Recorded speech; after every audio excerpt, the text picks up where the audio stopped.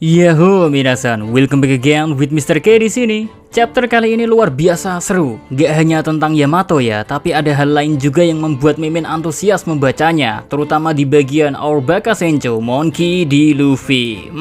So tanpa banyak emeng lagi, yuk langsung mawon kita mulai konten terngaret ini. Let's go. Chapter 983, Thunder. Cover judul masih menggunakan cover story yang menampilkan BG, Chiffon, Lola, dan Gotti. Beberapa dari kalian ada yang bosen kan dengan ini? Kalau iya, kita sama. Mimin juga kok. Sudahlah. Anyway, walau cover story-nya ini lagi, tapi di chapter 983 ini ya agak berbeda karena ada Pound dan Tontata Pirates di cover. Mereka secara gak sengaja ya bertemu dengan Chiffon dan Lola ditemani dengan Fire Tank Pirates. Jadi di sini ya ayah dan anak dipertemukan kembali dengan cara yang gak ada satupun orang yang menyangkanya, kecuali Oda Sensei. Di Whole Cake Island kita dikisahkan pengorbanan Pound rela kehilangan nyawanya untuk keselamatan Chiffon dan cucunya. Kini di cover story ini Oda Sensei menghibur semua fans One Piece yang pernah dibuat tersentuh oleh ketulusan Pound di Whole Cake Island. Kini mereka dibuat terenyuh kembali karena sadar Pound masih hidup dan kini bertemu dengan keluarga kecilnya pula. So sweet Oda Sensei. Cerita dimulai di sekitar lautan negeri Wano Kuni, dekat dengan air terjun untuk memasuki Wano ya. Kita mendapati Charlotte Perospero sedang menuju Onigashima menggunakan kekuatan buah iblisnya. Dia membuat candy besar yang bisa mengantarkannya menyeberangi lautan ganas Wano Kuni. Menariknya di sini ya, Perospero juga mengungkapkan kalau dirinya tak menanggapi aliansi Big Mom Pirates dengan Beast Pirates secara serius. Ya baginya ini hanya sebagai candaan saja sih. Mengingat di sini pula ya, Perospero masih dendam dengan kelakuan King, Marco, dan Luffy. Jadi kedatangan Perospero menuju Onigashima kayaknya untuk memberi pelajaran semua orang yang mengganggu jalan bajak laut Big Mom Pirates. Anyway, di momen Perospero ngedumel tentang dendamnya ya, ada percakapan dalam panel yang seperti memberitahu pada kita kalau Perospero gak sendirian menuju Onigashima. Apa mungkin Perospero ditemani anak-anak Big Mom lainnya? Ya, secara logik sih Mimin hanya melihat Perospero dan candy besar buatannya di sini. Tapi kalau misal nih ya, di dalam candy besar itu ada anak-anak Big Mom lainnya. Wah, bakal mind blowing sih.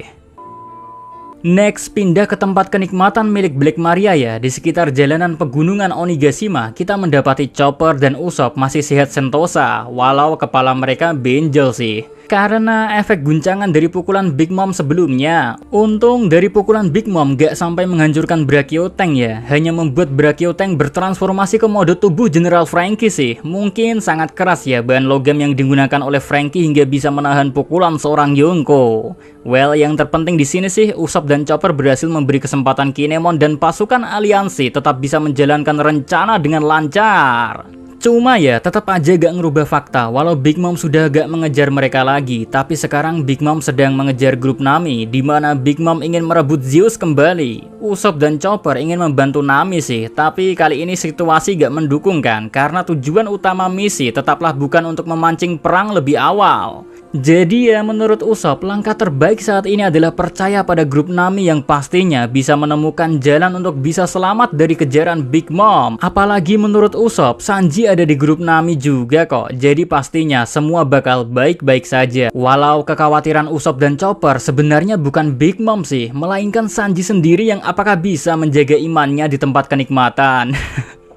Kalau ini mah bener sekali ya tuh. And next kita pindah ke dalam tempat kenikmatan ya. Nami, Carrot, dan Shinobu sedang lari dari kejaran Big Mom. Oh, semua orang di sini panik gara-gara Prometheus. Big Mom bisa-bisa cepat atau lambat ya bakal mengetahui keberadaan dua ladies cantik ini. Zeus saja sampai panik loh. Kalau Big Mom tahu keberadaannya, bisa-bisa tewas dah si Zeus. Apa gak ada cara lain selain kabur dari Big Mom ya? Oh, sebenarnya ada sih, dengan cara memanfaatkan Sanji mengulur waktu dengan cara Sanji berhadapan dengan Big Mom secara frontal bisa sih. Cuma nih ya, menurut Carrot yang tadinya berpas-pasan dengan Sanji, nih Koki geblek mesum ya, bukannya mau ngebantu Nami dan Carrot, malah dengan nada yang sangat serius mengucapkan, "Aku tak akan menyerah untuk menemukan wanita."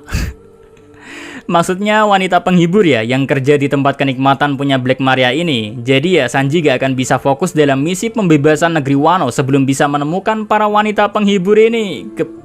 Geblek. Emang dah si Koki musuh ini So intinya sekarang lari sejauh mungkin menjauhi Big Mom sambil mencari keberadaan Momo adalah jalan terbaik bagi tiga wanita ini. Anyway, Big Mom di sini mengejar Nami, Carrot, Shinobu dengan sangat santuy ditemani beberapa homies barunya. Next, pindah ke tempat pertunjukan di sekitar kastil Kaido. Di sini ya, Momo sedang diikat di tiang eksekusi. Kejadian ini mengingatkan kita semua pada eksekusi Shimotsuke Yasue ya, yang membuat terenyuh banyak fans One Piece. Cuma anehnya nih ya, banyak sekali yang menduga-duga di sini kalau yang ada di tiang eksekusi tersebut adalah lukisan Kanjuro. Entahlah karena alasan apa banyak yang berpikiran seperti itu. Tapi it's okay, mungkin itu opini yang tercipta murni hanya menyimak di chapter 983 ini saja. Positive thing aja ya, pemikiran menduga Momo yang ada di chapter 983 hanyalah lukisan Kanjuro dan Kanjuro melakukannya sebagai kedok untuk melakukan pengkhianatan terhadap Orochi. Seperti itu kan skemanya jika hanya berpatokan pada chapter ini saja. Tapi sayang, bukan One Piece namanya kalau semua hal tercipta hanya dari satu chapter. One Piece lebih dari itu. Puzzle-puzzle yang ada di One Piece di tiap chapternya selalu bisa terhubung dengan sangat jauh ke beberapa chapter sebelumnya. Bahkan mungkin bisa jadi clue besar untuk chapter selanjutnya di masa depan. Begitupun tentang Momo, anggap aja kalau yang dieksekusi di chapter 983 ya adalah lukisan. Mimin hanya ingin bertanya, di chapter sebelumnya 982 ya, halaman ke-8, panel paling kiri. Menampilkan Momo yang babak belur kan? Anggap aja itu masih lukisan Kanjuro ya. Mr. K hanya ingin bertanya pada kalian yang nganggap Momo adalah lukisan. Dari mana ada lukisan bisa berucap dalam batinnya tentang ingatannya ketika Luffy berjanji akan menyelamatkan Momo? Bahkan sampai ucapannya bisa mengkhawatirkan keberadaan Kinemon dan pasukan aliansi pembebasan Wano Kuni. Just think about it. Kalau masih beranggapan hal seperti ini lukisan Kanjuro, maka Mimin angkat topi, takjub akan kekuatan buah iblis Kanjuro yang bisa membuat apapun secara detail, baik jasmani dan rohani. Walau ini bukan ciri khas Oda Sensei sih.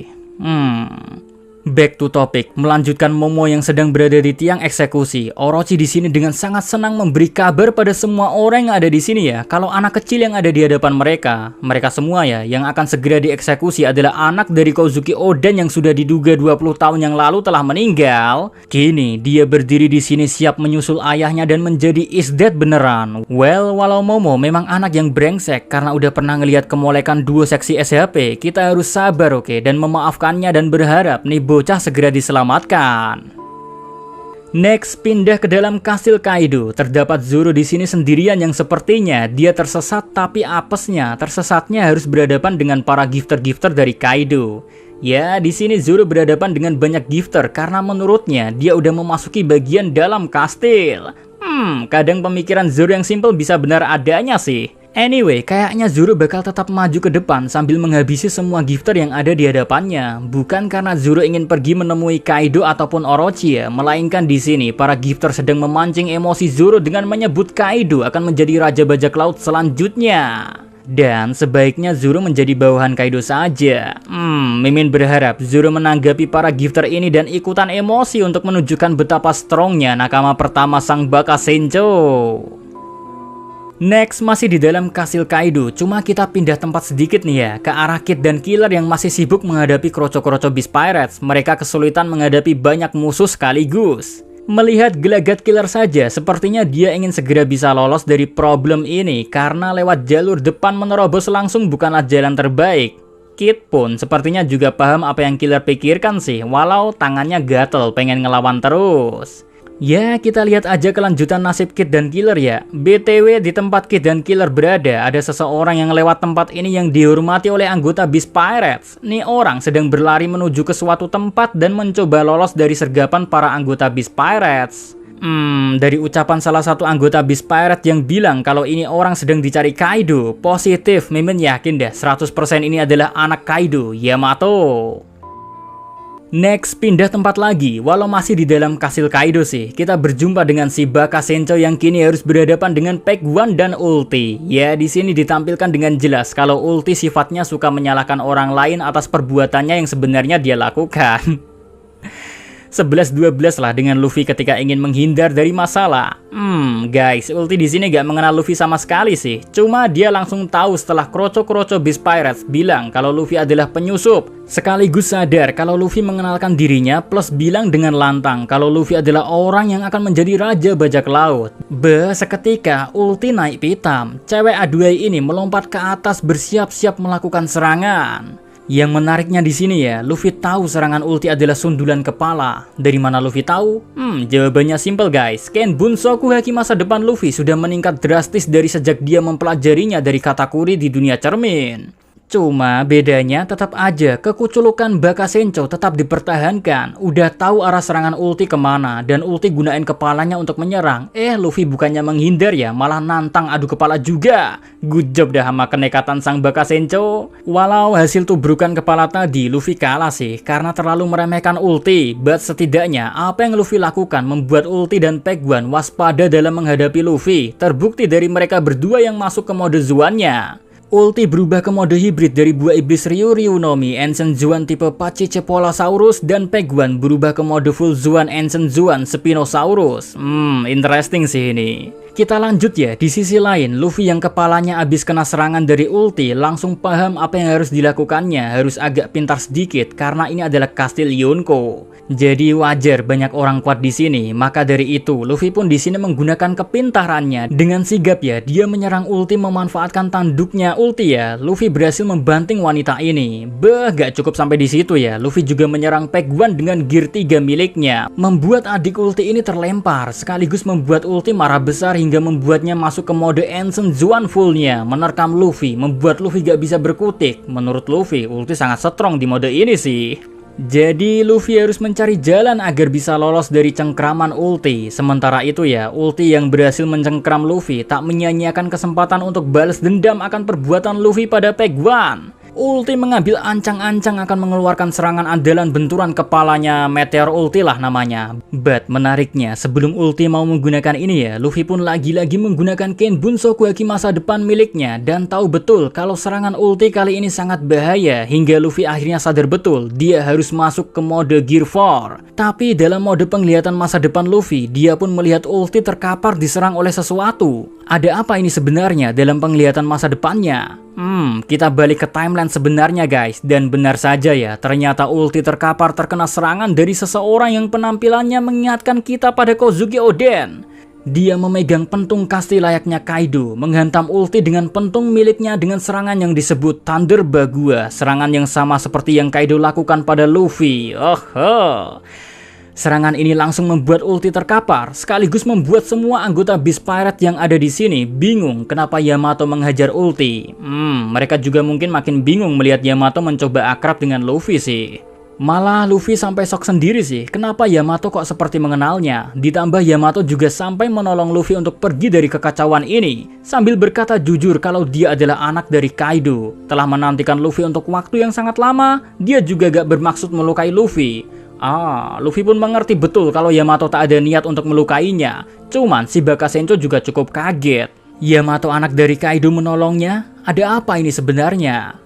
Sebenarnya panel chapter 983 ya berhenti di sini. Cuman pasti banyak yang penasaran pendapat Mr. K tentang Yamato ini kan? Penasaran dengan siapa Yamato? Apakah dia Kozuki Oden, Mask Deus, Orochimaru, atau mungkin Sakata Gintoki? Oke, yang dua ini hanya candaan saja. Sekarang mari kita simak dulu penjelasan Mimin tentang Who is Yamato. Yamato adalah Kozuki Oden. Fans yang beranggapan seperti ini, cluenya mungkin ada pada ikat pinggang kupu-kupu, pakaian kimono, sandal geta, rantai yang ada di tangan Yamato, dan kekuatan fisik Yamato saat mengajar ulti yang seperti menggambarkan Oden bukan? Mimin gak menyalahkan sama sekali kalau berpikir Yamato memang mirip Oden, tapi harus digarisbawahi ya, miripnya itu dalam hal apa dulu? Kalau mirip menyebut Yamato adalah Oden itu jelas hal yang agak kurang etis dan memaksa. Kalau hanya mirip penampilan, it's fine-fine saja sih. Terus ada banyak sekali kontroversi jika Yamato adalah Oden. Mimin gak akan memasukkan momen kematian Kozuki Oden karena banyak fans yang masih kurang terima dengan clue epic kematiannya, masih beranggapan karena jasadnya belum ditampilkan, kuburannya gak ada, jadi masih ada kemungkinan Oden hidup, sama seperti kabar Sabo yang dulunya meninggal tapi nyatanya masih hidup kan. Argumen inilah yang akan jadi pembenaran, jadi it's okay bagi Mr. K gak memasang clue tersebut, oke? Karena masih banyak hal lain kok, misal kalau Yamato Oden, kenapa dari sikap anggota Beast Pirates menyebutnya tuan muda? Cara Yamato bersikap pada Luffy pun menunjukkan betapa mudanya Yamato kan? Yang kedua, misal kalau Yamato Oden, kenapa Kaido harus repot-repot mencari keberadaan Laugh-Tale kalau selama ini anaknya saja tahu, tapi kok malah dibiarkan saja si Yamato? Yang ketiga, misal ini Oden, Oniwa Bansu setidaknya mengenal nih orang dan harusnya memberitahukannya pada Orochi kalau Oden masih hidup kan? Nyatanya tidak. Yang keempat, misal ini Oden, sifatnya yang gagah pemberani, sanggup mengorbankan nyawanya untuk menyelamatkan rakyatnya ya. Harusnya setidaknya dia nongol untuk menolong rakyatnya, atau kalau takut ketahuan, minimal seperti Kyoshiro saja yang menjadi The Witching Hour Boy, menolong dalam kegelapan. Nyatanya juga tidak bukan? Yang kelima, misal ini Oden, kenapa dia gak menyelamatkan orang yang sudah dianggap orang tua kedua baginya? Why dia gak nyelamatin Shimotsuki Yasue? 5 saja ge, kebanyakan malah makan durasi nanti. Terus lanjut sekarang bahas kalau bukan Oden, itu berarti Yamato adalah Masdeus, partner pertama dari Portgas DS. Sebenarnya hal ini sangat menarik. Jujur ya, Mimin tipikal fans yang gak mau membaca novel. Novel apapun itu, Mimin gak akan baca. Karena dasarnya, membaca buku novel bukan jalan ninjaku. Makanya ketika kalian meminta Mr. K membuat cerita yang ada di novel One Piece, Mimin gak akan buat. Bukan karena gak bisa atau gak suka ya, tapi karena dasarnya novel dia gak srek gitu loh ya. But untuk kali ini, mau gak mau, Mimin harus mempelajari lebih dalam apa yang ada di dalam One Piece novel E, terutama di bagian history Masdeus. Mimin baca secara hati-hati. Dan kudapatkan kesimpulan seperti ini. Anggap saja ini ya, Yamato adalah Masdeus. Anggap saja seperti itu dengan alasan yang memang bisa dihubungkan kalau Masdeus adalah Yamato. Mulai dia seperti mengenal Luffy, masa lalu S yang pernah ke Wano, hingga nama asli Masdeus gak ada yang tahu, bahkan sekelas S pun gak tahu. Anggap saja seperti itu kan. Mimin gak akan membantahnya karena kekuranganku dalam hal novel sangatlah banyak. Mimin baca juga karena hal ini saja. Cuma walau Mimin udah mencoba menganggap Masdeus adalah Yamato, tetap saja di pikirannya masih ada 3 kontroversi besar kalau Masdeus adalah Yamato. Kenapa dalam novel S tertulis kalau Masdeus dulunya adalah murid dari akademi medis yang nilainya jelek, dan orang tuanya dalam novel ada indikasi kalau orang tuanya juga berhubungan dalam hal medis.